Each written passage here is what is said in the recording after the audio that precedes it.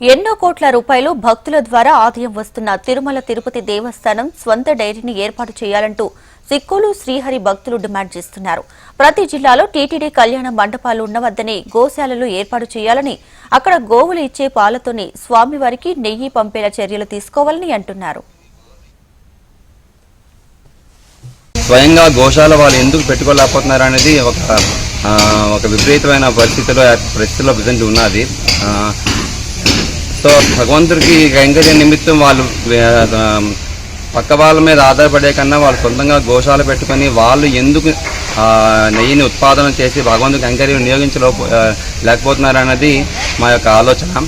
So మా యొక్క విన్నపం ఏంటంటే, వాళ్ళు టీటీడీ వాళ్ళు అన్నది ఈ దేశీయ గోమాత సంరక్షణ చేపట్టి తద్వారా వచ్చిన నెయ్యిని భగవంతుడి కైంకర్యంలో వినియోగించినట్లయితే భగవంతు సేవ అవుతుంది. అలాగే తద్వారా గోశాల కూడా అభివృద్ధి జరిగి దేశమంతా కూడా గో సంరక్షణ అనేది పెంపొందించబడుతుందని మా యొక్క ఆలోచన.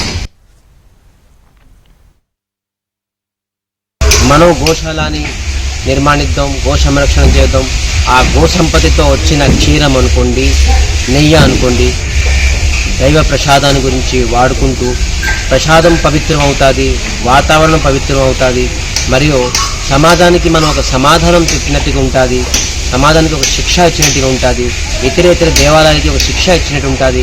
మనం సొంతగా గోవుల్ని ఉంచుకొని సొంతగా మనం నెయ్యిని ఉత్పాదనం చేసుకుంటూ ప్రసాదాన్ని, దీపాన్ని, భగవత్ సేవలని వినియోగం చేద్దామని మరి కోరుకుంటున్నాం. అక్కడే గోశాల నిర్మించి అక్కడ